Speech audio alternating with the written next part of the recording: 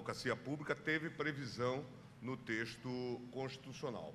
Nós tínhamos, na Advocacia Geral da União, no momento da Constituição de 88, uma fotografia mais complexa do que esta que se desenvolveu, talvez, nos estados, com exceção de uma ou de outra procuradoria. Nós tínhamos já existente a Procuradoria da Fazenda, que teve previsão na Constituição e que vinha de servidores já concursados e que ficou incumbida, pelo menos, da execução fiscal, portanto, isto foi definido no texto constitucional. Nós tínhamos os assistentes jurídicos, que já exerciam uma função de assessoria e consultoria no âmbito do poder público, portanto, eram carreiras já existentes. Nós tínhamos os procuradores autárquicos, que exerciam suas funções nas autarquias e fundações. Então, esse era o quadro que existia, além, claro, para não esquecer, agora do advogado da União, que passava a representar, digamos assim, a representação judicial da administração direta. Essa, portanto, era a abordagem, e isto dava ensejo a muitas disputas e muitas incompreensões. Sabemos todos, por experiência própria, que sempre que temos diversas carreiras, nós temos, inevitável, a ideia da uma chamada hermenêutica do interesse. Cada um faz a leitura a partir de sua perspectiva e nem sempre o interesse público é levado em conta. Mas no caso específico, portanto, só para fixar, a Procuradoria da Fazenda já realizava os seus concursos há muito tempo, uma carreira extremamente prestigiada. A Advocacia da União começa, e advogado da União, a atividade começa, e também, em princípio, equiparada a procurador da Fazenda, com um conhecimento mais amplo, ou pelo menos com uma abordagem concursiva mais ampla, procurador autárquico, que tinha alguma singularidade, e os assistentes jurídicos. Alguns vieram de aproveitamentos, isso antes de 88, outros já vinham de concurso público. Por exemplo, o INSS já realizava muito concurso público para a Procuradoria do INSS. Havia já, à época, algo como talvez 800 ou 1.000 procuradores no âmbito do INSS. Essa era uma das distinções. Há mais um ponto também para observar. Havia esse modelo que segue um pouco a perspectiva da burocracia, que eu chamava um kit burocrático. Cada autarquia tinha a presidência, a diretoria e uma procuradoria. Esse era o modelo. E os salários também não eram equivalentes entre as procuradorias. Portanto, de acordo com a lei que fixara, o procurador era do INCRA, do IBAMA, ou de qualquer outra autarquia e fundação, e tinha os salários fixados tendo em vista esses critérios. À época, talvez, o salário que mais se aproximava da Procuradoria da Fazenda, dos assistentes jurídicos, talvez, dos advogados da União, era o do procurador autárquico. Quando cheguei à AGU, portanto, era esse o quadro. E uma queixa que o meu antecessor fazia era de que ele lutava, ele era um advogado na acepção da palavra, que veio do Banco do Brasil, homem de confiança inicialmente do presidente Itamar Franco e depois do presidente Fernando Henrique Cardoso, um homem que tinha larga experiência nos assuntos da advocacia, especialmente da advocacia privada que ele realizava no banco. E, portanto, trouxe também uma equipe de assessores ligados a ele no Banco do Brasil e tentava incutir na advocacia da União, a advocacia do Estado, esse ânimo, essa participação dos advogados. E ele se queixava que, ao fim e ao cabo, ele obtinha bons resultados na advocacia da União, portanto, na advocacia da administração direta, mas ele se via às voltas com dificuldades nas autarquias e fundações. E ele dizia: não consigo implementar o mesmo ritmo e a toda hora sou chamado para responder já em ação rescisória, tentar salvar uma causa em ação rescisória, portanto, na bacia das almas, porque eu não tenho supervisão adequada. Claro que ele tinha supervisão, mas ele não tinha maior ingerência administrativa sobre as autarquias e fundações.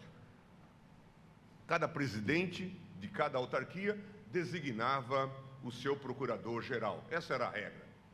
E ele achava que aquilo levava a distorções.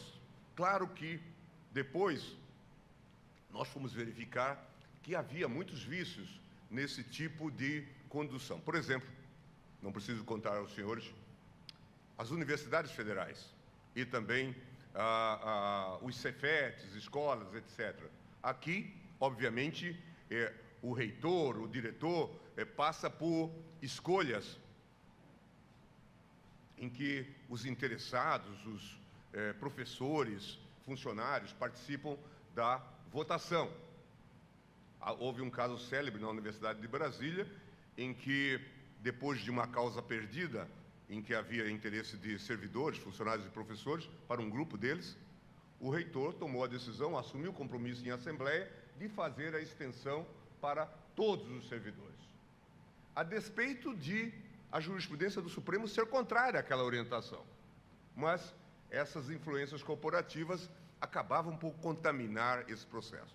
E veja, no caso da União, nós estamos falando de 180 autarquias e fundações. Na minha época, talvez hoje haja mais, né? Portanto, é um número expressivo.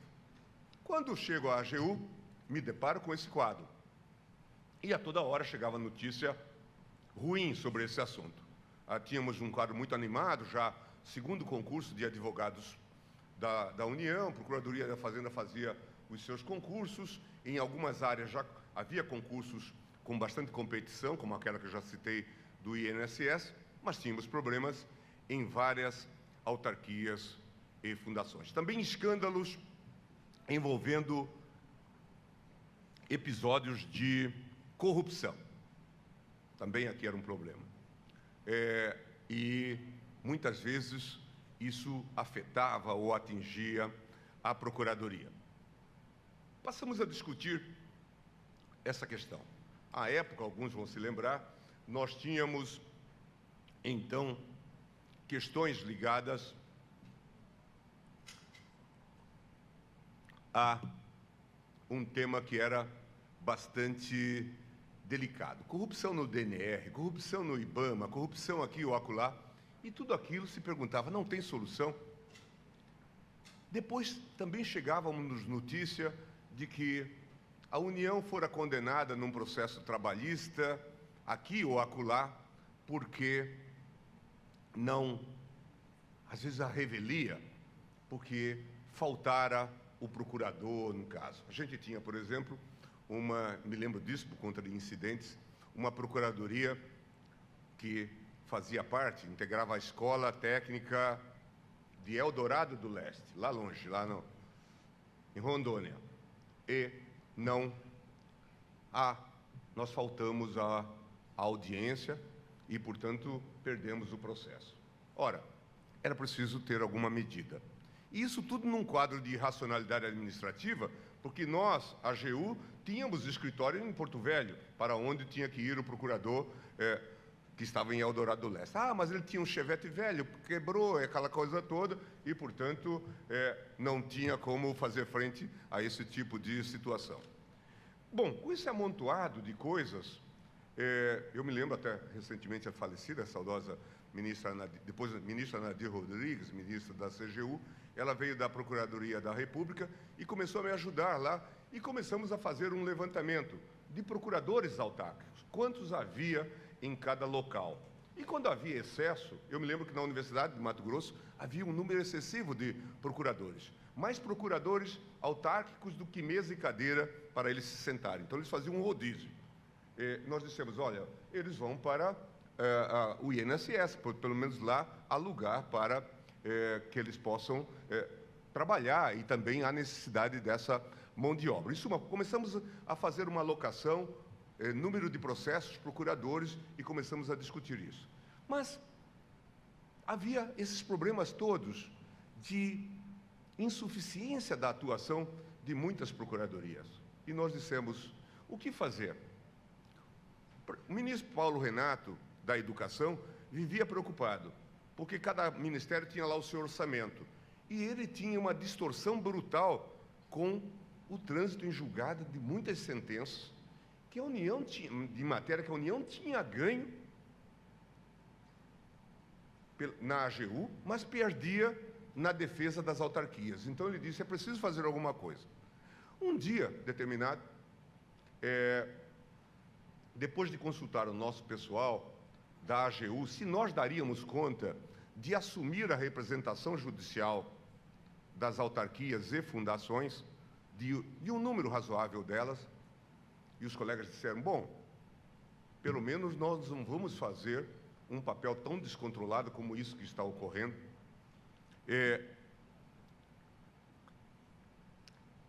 Vamos aceitar.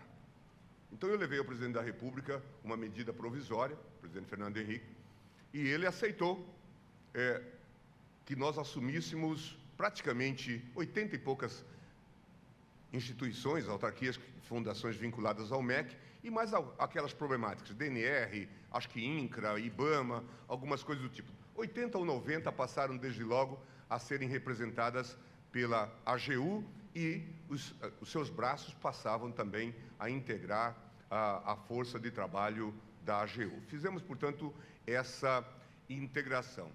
Passo seguinte, nós começamos a discutir a criação de uma carreira única de procurador autárquico. Este foi o passo seguinte. Avançamos, então, nessa discussão e pensamos, mas agora integrada no arcabouço da Advocacia Geral da União. Portanto, quebrava a vinculação, esse pelo menos era pensata, esse era o pensamento, quebrava a ideia de cada procuradoria estar vinculada a cada autarquia e fundação, para efeitos da representação judicial. Haverá sempre depois o debate sobre a consultoria ou atividade de assessoramento jurídico, mas a questão básica da nossa preocupação era a representação judicial da autarquia, no caso, e da União. Então, criou-se a carreira de procurador federal, que era, talvez, o último passo para a criação da Procuradoria-Geral Federal, que foi criada, vinculada à AGU. A Constituição, como vocês vão compulsar, só fala em órgãos vinculados, portanto, isto não era definido.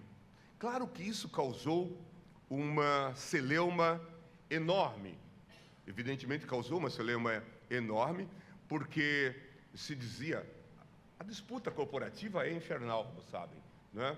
Porque dizem as mais diversas coisas. No final, eu recebia, conversava com todos, procuradores, advogado-geral da União, etc., e muitos argumentavam que não era correto aquilo, que nós estávamos protegendo um determinado grupo, até porque, claro, nessas medidas todas, nós caminhamos para a ideia de um tratamento isonômico no que dizia respeito a salário. Procurador da Fazenda, assistente jurídico, advogado da União e o procurador federal ganhariam um salário idêntico. Esse seria o tratamento que nós daríamos. Mas aí dizia-se, isto não é adequado, é um problema. No final, eu escutei de um grupo de procuradores da Fazenda que o nome Procurador Federal era mais bonito do que Procurador da Fazenda. E, portanto, era um incômodo. Bobagem, tudo, esse tipo de coisa. Mas, em suma, para os senhores verem como essas questões são delicadas, né, quando se trata desse tipo de mudança. Tínhamos um outro problema que eu não posso sonegar aos senhores. Diferentemente da carreira de procurador da Fazenda, diferentemente da carreira de advogado da União, nós tínhamos entre os procuradores autárquicos e também entre os assistentes jurídicos, mas esses já estavam com a vida pacificada, nós tínhamos um grupo que entrara no serviço público lá pelas tantas, em algum momento, lá atrás, e foi tendo sua classificação ou transformação sendo feita. Não os mais recentes, claro, que vinham de concursos, inclusive, muito difíceis, como aquele do INSS que eu citei. Mas eles estavam enquadrados, fotografados como procurador autárquico da autarquia A, da autarquia B, da autarquia C. Portanto, eram considerados como procuradores autárquicos. E nós cuidamos, então, de fazer essa mudança de rótulo, vamos chamar assim, onde se lia procurador autárquico, agora se lê procurador federal. Foi essa a posição que nós assumimos. Isso talvez tenha me causado a maior dor de cabeça na opção toda feita. Porque, claro, logo colou-se em mim a ideia de que estava se fazendo um trem da alegria, não é? Ninguém reparou que eles ganhavam mais ou menos salários muito próximos, alguns até já estavam ganhando salários idênticos, dependendo da autarquia em que estivesse, porque a remuneração era fixada por autarquia. Mas veio essa discussão. E trem da alegria. Eu ficava incomodado. Os senhores sabem, na verdade, na luta política, o que importa é o clichê, é o rótulo, né? É isso, porque a partir daí isso cola e é difícil explicar. E quando a gente tem que explicar, já perdeu, né? Porque já tem que...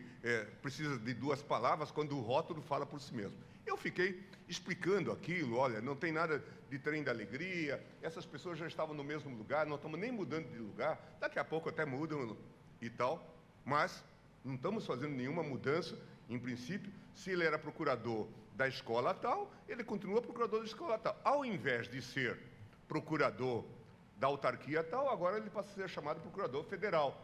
A diferença, porém, era substancial, é que nós agora na AGU passávamos a designar o procurador-chefe e passávamos a eventualmente fazer a remoção deles, inclusive fazer um quadro muito mais equilibrado nesse contexto geral, podendo inclusive intervir de uma maneira racional em todo o processo, porque não era incomum nesse modelo de kit burocrático que os senhores já intuíram, ter um procurador vinculado a uma escola técnica, por exemplo. É uma procuradora, está de licença gestante. Mas não tem outro para colocar no lugar. Então, ocasionava a vacância, a todos os problemas que daí decorriam. Em suma, passamos a ter, então, esse debate, a trem da alegria. Até que um dia, depois de cansado de responder esse tipo de indagação, eu coloquei, acho que ao Itamaraty, num jantar, num almoço que tinha, visita de dignitário estrangeiro, e esse tema se colocou. Saindo ali, os jornalistas me viram e acharam, eu era advogado-geral da União, já no final quase que da minha gestão, me viram ali e disseram, é a chance de perguntar sobre trem da alegria, claro, porque era a manchete que tinha colado. E eu me dispus a responder, e lá veio um jornalista, que era um jornalista da Folha de São Paulo, e disse, ministro, o senhor está sendo acusado de ter feito um grande trem da alegria na AGU. Eu pacientemente expliquei de que se cuidava. Na verdade, eram procuradores que estavam com esse nome e tudo mais, eu não fiz nada, já os encontrei lá, alguns eram legitimamente concursados, não há nenhuma dúvida, outros vieram de transformações e tal, que eu não fui perscrutar.